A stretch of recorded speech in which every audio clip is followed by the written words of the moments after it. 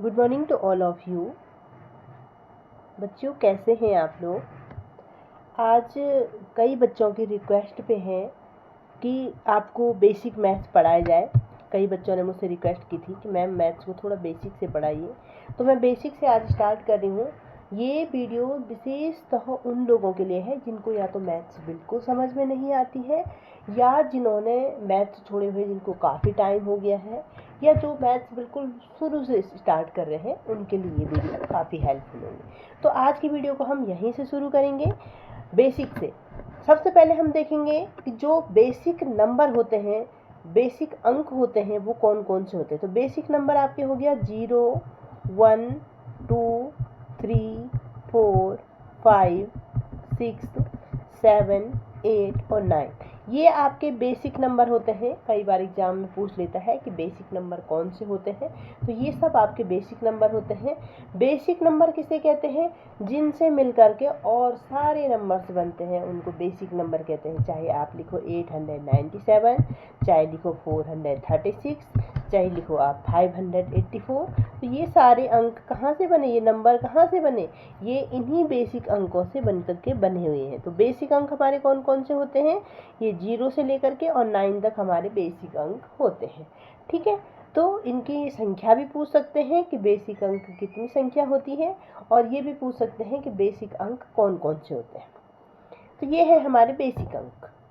दूसरा है कि हम किसी संख्या को पढ़ते कैसे हैं। जैसे आपके पास एक संख्या दे दूं मैं, 8609712534। अब आपको इसको पढ़ के दिखाना है कि ये क्या है। तो इसको पढ़ने के लिए हमने क्या करना है, देखिए बच्चों, मैं यहाँ पे शॉर्टकट में लिखूंगी, लेकिन मैं मुंह से बोल रही हूँ तो आप उसको अपनी कॉपी में नोट जरूर कीजिए। तो यहाँ पे क्या है, जो यहाँ से स्टार्ट करेंगे, इसको बोलते हैं इकाई, इसे बोलेंगे दहाई, इसको बोलेंगे सैकड़ा, इसको बोलेंगे हजार, ये हो गया 10,000, ये हो गया लाख, ये हो गया है 10 लाख। ठीक है, ये हो गया आपका करोड़, ये हो गया आपका 10 करोड़, और ये हो गया आपका अरब। तो हम अरब तक की संख्या को किस तरह से पढ़ेंगे? ये हो जाएगा, ये इकाई का अंक हो गया और ये अरब का अंक हो गया। तो पढ़ेंगे इसको किस तरह से पढ़ेंगे? 8 अरब 60 करोड़ 97 लाख 12,534। इस तरह से इस संख्या को पढ़ेंगे। तो ये आपको जानना है कि संख्याओं को जो आप जिस स्थान पे है, कैसे उनको स्थान दिया जाता है। तो इकाई का अंक ये होता है, दहाई का ये होता है, सैकड़ा, हजार, इस तरह से आगे बढ़ेंगे और अरब तक की संख्याओं को आप पढ़ सकते हैं। तो चलिए जल्दी से लिखिए, एक क्वेश्चन लिखिए और इसका आंसर मुझे कमेंट बॉक्स में लिखिए। और जो बच्चे मुझसे पर्सनली जुड़े हुए हैं वो मुझे अभी तुरंत व्हाट्सएप मैसेज कर देंगे। ठीक है, तो क्वेश्चन आपको बताना है कि अंकों को संख्याओं में लिखना है आपने। कैसे लिखेंगे, इसको लिख करके दिखाइए आप। 9 करोड़ 4 लाख 4,001। जल्दी से लिखिए, 9 करोड़ 4 लाख 4,001 को कैसे लिखेंगे, ये आपने मुझे लिख करके बताना है। ठीक है, तो आप फटाफट के इसको करके कमेंट में लिखिए, मैसेज करिए मुझे, तब तक मैं आपको थोड़ा आगे बढ़ाती हूँ। ठीक है, अब हमने यहाँ पे संख्याएं तो पढ़ ली हैं। अब हमने क्या पढ़ना है कि जो संख्याएं होती हैं, उनके कोई भी अंक होता है, उसका आपका एक स्थानीय मान होता है और एक जातीय मान होता है। एक होता है आपका स्थानीय मान और एक होता है आपका जातीय मान। इसको इंग्लिश में प्लेस वैल्यू कहेंगे, इसको फेस वैल्यू कहते हैं। ठीक है, स्थानीय मान का मतलब होता है जो स्थान पे जो संख्या, जो अंक किसी भी स्थान पे होगा, वो उसका स्थानीय मान होता है। और जातीय मान हमेशा वही रहता है जो उसका रियल मान होता है, जो उसका रियल वैल्यू होती है, वही उसका जातीय मान रहता है। तो स्थानीय मान स्थान के अकॉर्डिंग बदलता रहता है, लेकिन जातीय मान स्थान के अकॉर्डिंग नहीं बदलता है। जैसे हम देखते हैं, अगर हम यहाँ पे 137 लिखेंगे तो इसमें यहाँ पे स्थानीय मान इसका कितना हो जाएगा, ये इकाई का अंक है, अभी हमने पढ़ा था, इसको इकाई कहते हैं, इसको दहाई कहते हैं, इसको सैकड़ा कहते हैं। तो यहाँ पे इकाई का अंक कितना है, ये इकाई पे है, इकाई मतलब 1 होता है, तो इसका स्थानीय मान कितना हो जाएगा 7। लेकिन अगर 1734 इतना हो तो यहाँ पे इसका स्थानीय मान कितना हो जाएगा, ये इकाई है, ये दहाई है और ये सैकड़ा है, तो इसका 100वां मान हो जाएगा 7 × 100 हो जाएगा इसका मान, तो इसका मान यहाँ पे 700 हो गया। तो जो स्थानीय मान है वो आपके नंबर्स के अकॉर्डिंग, जो स्थान है उसके अकॉर्डिंग बदलता रहता है। 7 का मान यहाँ पे 7 था और यहाँ पे आपका 700 हो गया, ठीक है। लेकिन जो जातीय मान होता है, यहाँ पे भी 7 की वैल्यू 7 ही रहेगी और यहाँ पे भी 7 की वैल्यू 7 ही रहेगी, इसको बोलते हैं जातीय मान। स्थानीय मान स्थान के अकॉर्डिंग बदलता है, जातीय मान नहीं बदलता है। तो जातीय मान किसे कहते हैं, जातीय मान कोई भी संख्या हो तो किसी अंक का जो जातीय मान होता है वो अपना मान होता है, जो उसकी अपनी वैल्यू होती है उसको उसका जातीय मान कहते हैं। और स्थानीय मान स्थान के अकॉर्डिंग बदलता रहता है, इकाई में है तो इतना होगा, दहाई में है तो इतना होगा, सैकड़ा में है तो इतना होगा। तो स्थानीय मान निकालते कैसे हैं, देखिए थोड़ा सा स्थानीय मान को भी देख लेते हैं। जो यहाँ पे स्थानीय मान है इसको निकालने के लिए आपने क्या करना है, जैसे है यहाँ पे एक संख्या दी हुई है आपके पास 2384, ठीक है, 2384 एक संख्या आपके पास दी हुई है और आपने इसका स्थानीय मान निकालना। देखिए इकाई का अंक है, दहाई का अंक है, सैकड़ा का अंक है और हजार का अंक है, ठीक है। तो यहाँ पे इसकी वैल्यू निकालेंगे, इकाई के अंक की वैल्यू 4 × 1 = 4 होगी। दहाई के अंक की वैल्यू कितनी हो जाएगी, दहाई 10 तो 80 हो जाएगी।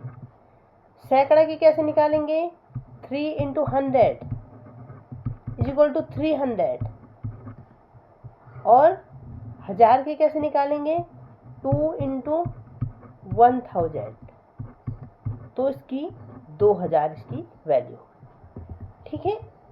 तो ये इसका स्थानीय मान होता है, इस तरह से इसका स्थानीय मान निकाला जाता है।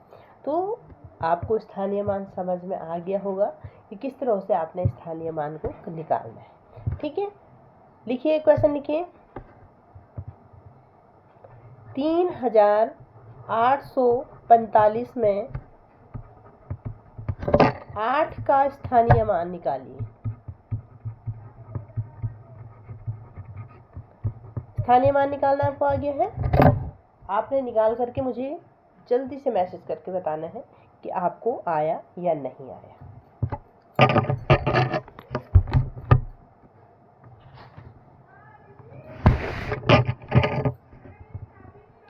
ठीक है, तो इसमें आप देखेंगे, थोड़ा सा हिंट दे देती हूँ।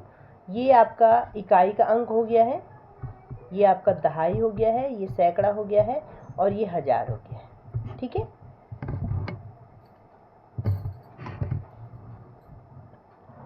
अब देखिए, क्योंकि हम संख्याओं को समझ रहे हैं, संख्याओं का सारा खेल है, तो देखिए एक होती है सम संख्याएं।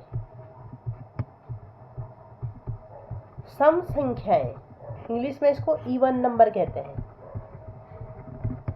ठीक है। सम संख्या किसे कहते हैं, जो भी संख्याएं 2 से पूर्णतया विभाजित होती हैं,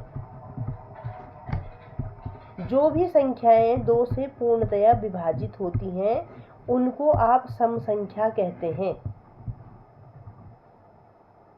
ठीक है।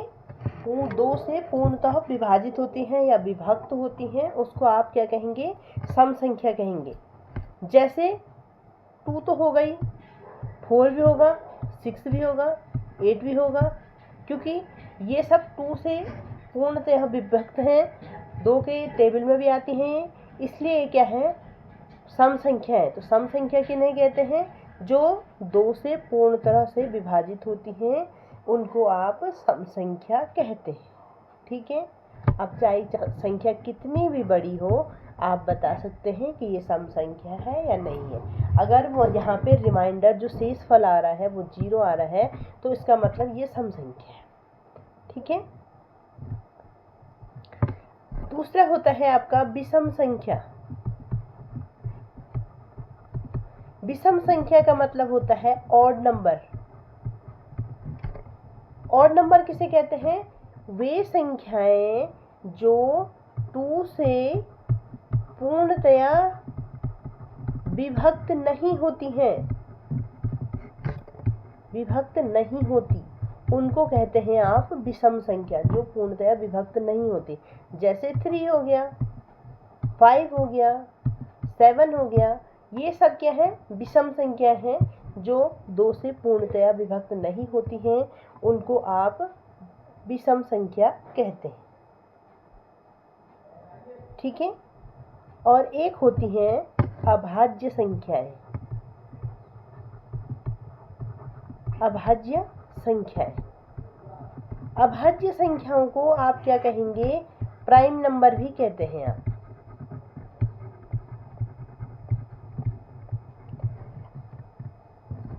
प्राइम नंबर मतलब ऐसी संख्याएं जिनके केवल 2 गुणनखंड होते हैं, केवल 2 गुणनखंड होते हैं जिनके, उनको आप अभाज्य संख्याएं कहते हैं। एक तो 1 होता है और एक स्वयं वो संख्या होती है, स्वयं वह संख्या, उसके अलावा और कोई गुणनखंड नहीं होता है, उसको आप अभाज्य संख्याएं कहते हैं। जैसे 5 को ले लीजिए, या तो 5 की टेबल में आएगा या 1 की टेबल में आएगा, उसके अलावा ये कहीं नहीं आएगा। तो अभाज्य संख्याएं केवल 2 ही टेबल में आती हैं या इसके केवल 2 ही गुणनखंड होते हैं। कैसे? एक अपनी टेबल में आएगी और एक 1 की टेबल में आएगी। टेबल का मतलब क्या होता है? पहाड़ा। कुछ बच्चों को नहीं पता होगा, तो टेबल का मतलब पहाड़ा होता है। तो जो 5 की संख्या, जो 5 है वो या तो 1 5 या 5 होता है, 1 5 5 होता है, या 5 गुणा के 1 बराबर 5 होता है, उसके अलावा किसी भी गुणनखंड में नहीं आता है। इसी तरह से 7 हो गया। तो अभाज्य संख्याएं कौन कौन सी होती हैं? जैसे 2 हो गया, 3 हो गया, 5 हो गया, 7 हो गया, 11, 13, 17, 19, ये सब क्या होती हैं? अभाज्य संख्याएं होती हैं। ये इनके केवल 2 गुणनखंड होते हैं, जिनके केवल 2 गुणनखंड होते हैं उनको अभाज्य संख्याएं कहते हैं। ठीक है, तो ये हो गया आपका अभाज्य संख्या।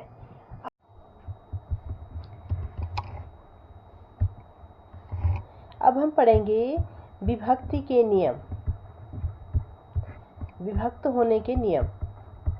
मतलब कोई भी संख्या किसी संख्या से कैसे विभक्त होती है, उसमें हम उसके नियमों को हम यहाँ पे पढ़ेंगे। ठीक है, तो सबसे पहले हम पढ़ेंगे 2 से विभक्त, मतलब कोई संख्या 2 से विभक्त हो रही है या नहीं हो रही है, तो इसके लिए कोई नियम होता है, उसको हम देखेंगे।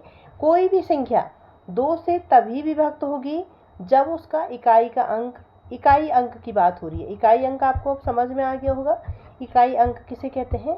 तो जब उसका इकाई का अंक 0, 2, 4, 6 या 8 में से कोई भी हो तो वो संख्या 2 से विभक्त होगी।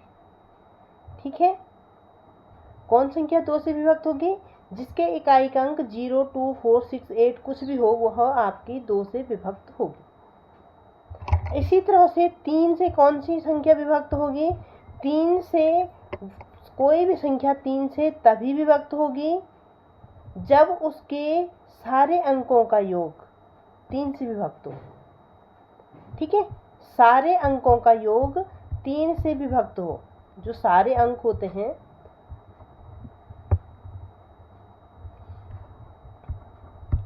सारे अंकों का योग अगर 3 से विभक्त है तो वो संख्या 3 से विभक्त होगी। जैसे एक एग्जाम्पल लेते हैं कि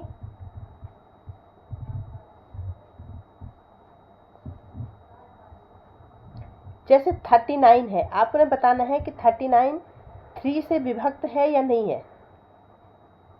तो 39 3 से विभक्त है या नहीं है, तो इसके सारे अंकों का योग क्या हो जाएगा 3 + 9।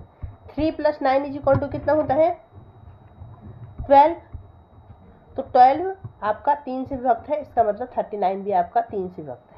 तो 39 तो बहुत छोटी सी संख्या है। अगर हम यहाँ पे 384 लेते हैं, अब इसका संख्याओं का योग करना है, और अगर इसका योग आपका 3 से विभक्त है तो इसका मतलब यह संख्या 3 से विभक्त होगी। जैसे देखो 8 + 4 12 और 12 + 4 3 17। तो 17 3 से विभक्त नहीं है, इसलिए आपका 384 भी 3 से विभक्त नहीं होगा। एक बार और समझ लीजिए, 2 से विभक्ति के नियम तो हमने बताए कि अगर इकाई का अंक आपका 0, ठीक है, 0 2 4 6 8 होगा तो वो संख्या आपकी 2 से विभक्त होगी, ठीक है। और 3 से विभक्ति का नियम हमने बताया कि अगर सारी संख्याओं का योग, जो भी एक अंक दिया हुआ है उसकी सारी संख्याओं का योग, जैसे 9 8 7 6 5 1 3 एक संख्या दे रखी है, इसको बताना है आपने 3 से विभक्त है या नहीं है। अब वैसे तो इसके लास्ट में 3 आ रहा है तो हमें लगेगा कि ये 3 से विभक्त है, लेकिन अगर हम 9 + 8 + 7 + 6 + 5 + 1 + 3 करेंगे तो इसका टोटल देखिए कितना आ रहा है, इसका टोटल आ रहा है आपका 39। अब 39 3 से विभक्त है या नहीं है,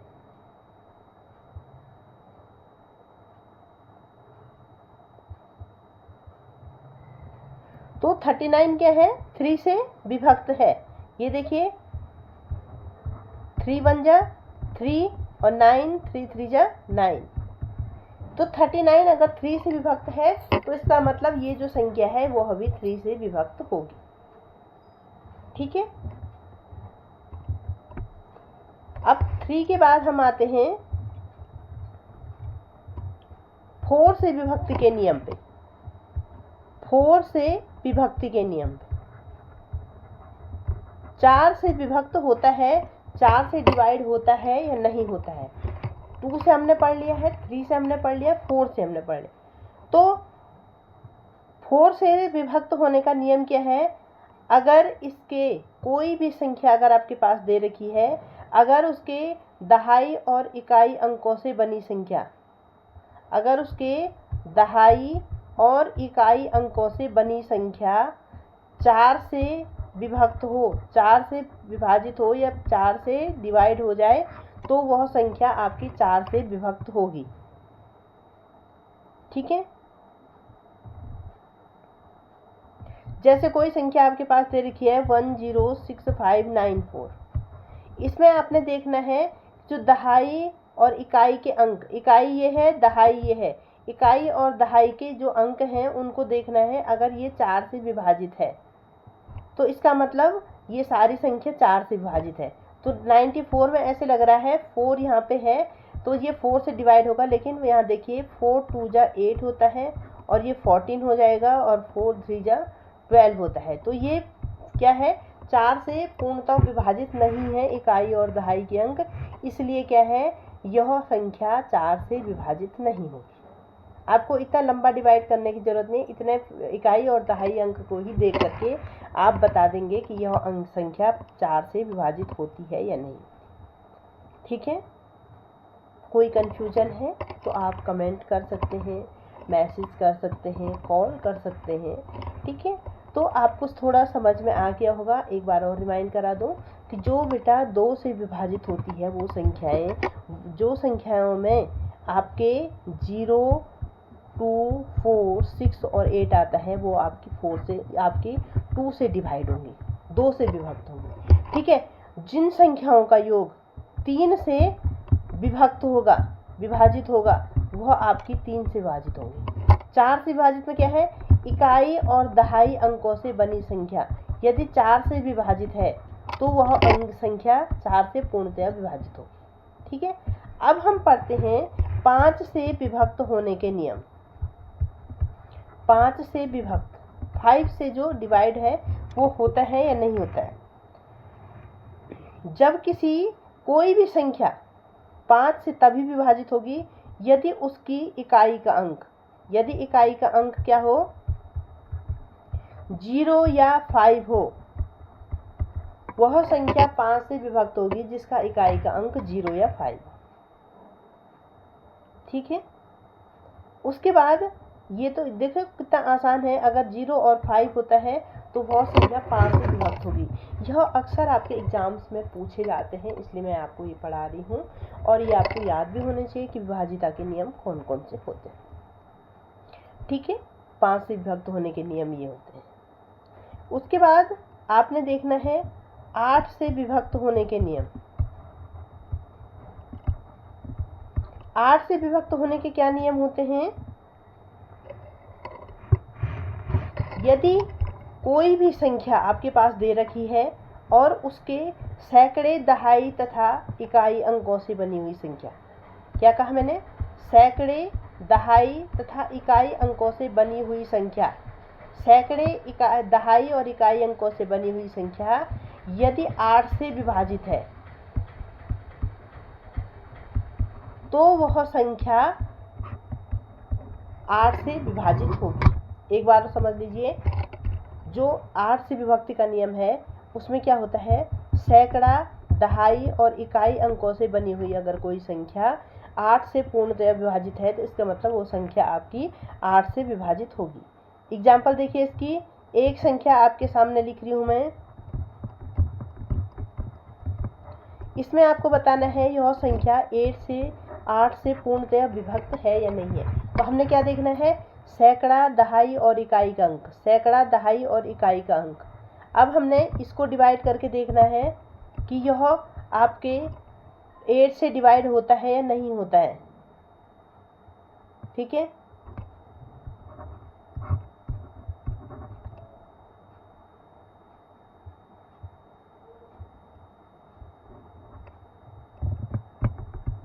तो ये तो पूर्णतः विभाजित हो गई है। इसका मतलब जो ये संख्या आपके पास दी हुई है यह आपकी 8 से पूर्णतया विभक्त होगी। ठीक है, अब हम आते हैं 9 से विभक्त होने के नियम। 9 से विभक्त होने का नियम क्या है? वही नियम है जो 3 का है कि यदि जो संख्या आपके पास दे रखी है उसका योग, उसका जो जोड़ आएगा वह 9 से पूर्णतया विभक्त हो जाएगा तो वह क्या होगी, आपकी 9 से विभक्त होगी। ठीक है, जैसे आपके पास एक संख्या दी हुई है 675402, आपने बताना है कि यह 9 से विभक्त होगी या नहीं होगी। तो आपने क्या करना है, 6 + 7 + 5 + 4 + 0 + 2 ये सब आपने प्लस कर देने हैं। ठीक है, तो इनको प्लस करके आपका कितना आ जाएगा, 24। अब आपने देखना है कि 9 को 24 9 से डिवाइड होता है या नहीं होता है। तो नहीं होता है, 9 1 9, 9 2 18, 9 3 27 होता है। तो यह पूर्णतः विभाजित नहीं हो रहा है, इसमें आपका शेषफल बच रहा है, इसलिए यह संख्या 9 से विभक्त नहीं। तो 9 से विभक्ति का नियम है कि अगर ये संख्या है आपके पास, इसके अंकों का योग अगर 9 से विभक्त होता है इसका मतलब यह क्या होती है, 9 से विभाजित होती है। अब देखिए 11 से विभक्त होने का नियम, ये नियम भी कई बार पूछ लेता है। तो 11 से विभक्त होने का नियम क्या है, सम स्थानों के अंकों का योग। ठीक है, सम स्थानों के अंकों का योग, अंकों का योग माइनस विषम स्थानों के अंकों का योग, स्थानों के अंकों का योग। अगर 0 है, सम स्थानों के अंकों का योग माइनस विषम स्थानों के अंकों का योग यदि 0 है तो वह संख्या आपकी 11 से विभाजित होगी। क्या बोला मैंने, सम स्थानों के संख्याओं का योग, अंकों का योग और विषम स्थानों के अंकों का योग, अगर इसको माइनस करेंगे ये 0 आता है तो इसका मतलब यह संख्या 11 से आपकी डिवाइड होगी। इसका एग्जाम्पल देख लेते हैं। ये देखिए 136105 अब हमने इसमें क्या कहा था, सम स्थान। सम स्थान में कौन कौन से आ रहा है, 2 4 6, ये हो गया आपका सम स्थान।